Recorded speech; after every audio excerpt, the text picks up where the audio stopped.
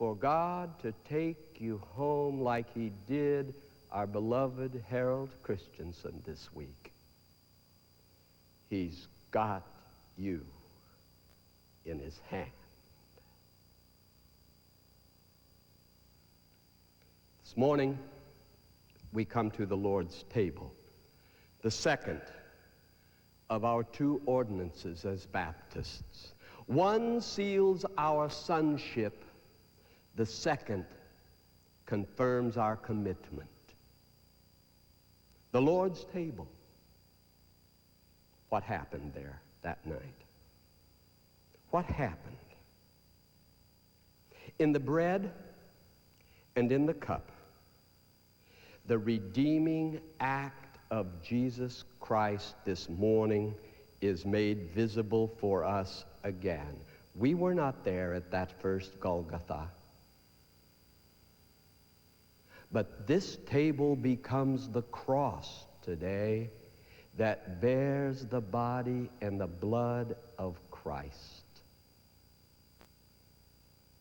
This table becomes the cross today that bears Christ. And this day we come to the Neo-Golgotha. We come to the mountain of the cross. And once more, body is broken. And once more, blood is shed anew for you. That's why this table is holy ground. At this table this morning, we sit in awe of Jesus' struggle. At this table this morning, we kneel to participate in the agony of a man who felt as intently as you feel, who thinks as deeply as you feel. Come with me. Come back to that upper room. See them. The followers sitting on cushions on the floor. See a common plate in the middle with food and porridge that they would dip their fingers into. Picture the flickering of the lamps as it casts shadows across the walls. And see my Lord, your Lord. My, he looks preoccupied tonight. My, what's going through his mind over there? Don't you wish you could get inside? Don't you wish you could know what he was going through in the inner spirit?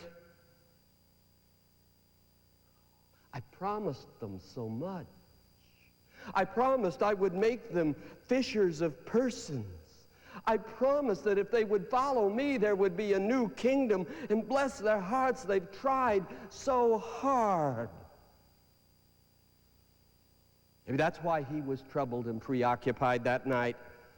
Maybe he was feeling the effects of his cause. Maybe he was feeling pressures from all sides. The scribes had gotten to him that week for certain. Look, he had overturned a table in the temple. They're going to get me for that. Look at what's happening. The Pharisees are putting me to every possible test they can. And one of my very own is about to betray me. I don't know if I can handle this. Peter, I don't know if I can count on you. Nicodemus, why did you only come at night? Joseph of Arimathea, couldn't you have taken a stand sooner when I really needed you? You scribes of the law, why are you out to castigate me? You Pharisees that claim to be so holy, I've only tried to do God's will. Why don't you leave me alone?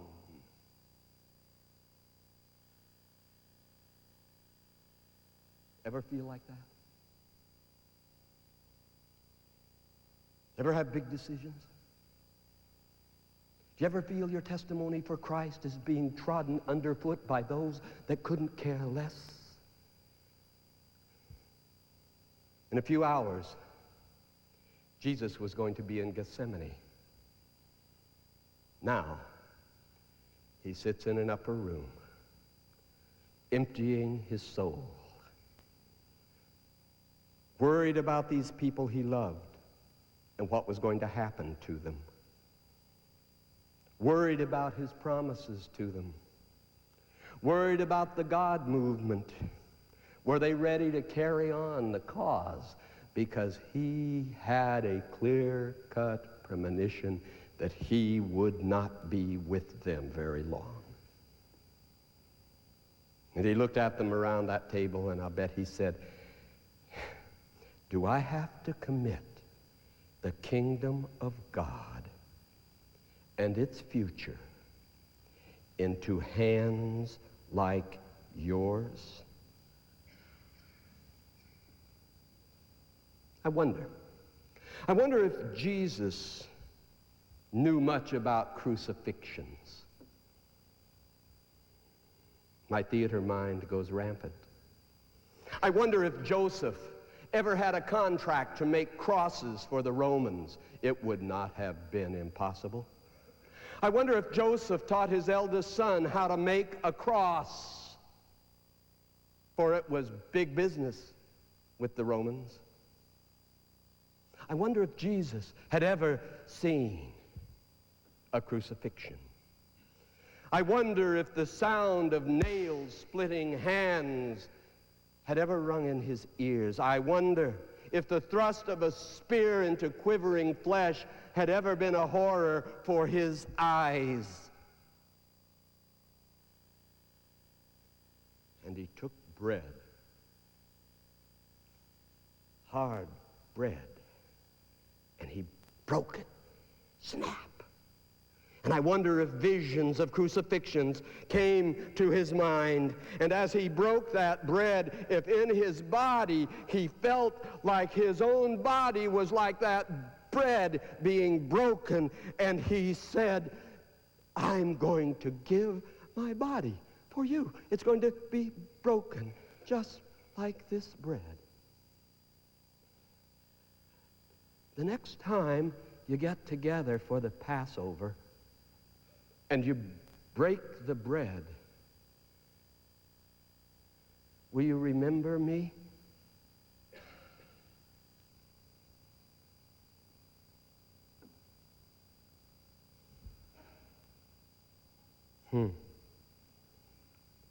Don't forget me. Today when we come to this table, we come to holy ground. Take off the shoes of your soul and let Jesus wash it clean. Remember his agony for you. Not only his death. No. Remember his agony. And he took a cup. He looked into the cup. And he saw the red wine reflecting the candlelight. He said, that looks just like blood. Fellas, I may not be with you the next Passover, but if you're still together and you get together, don't forget me. Don't forget me.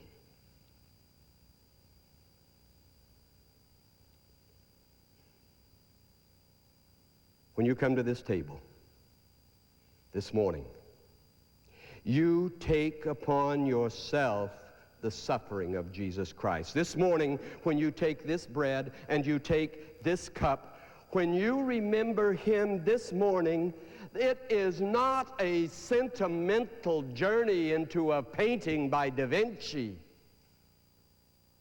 You are coming to the cross in the world today that bears his body and his blood.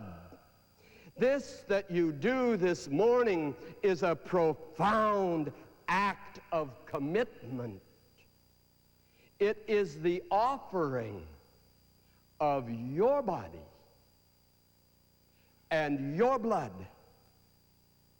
It will lead you through your Gethsemane this week to whatever Golgotha God has in mind for you this week, there to take up your cross and follow him. When you take this bread and when you take this cup, you are committing yourselves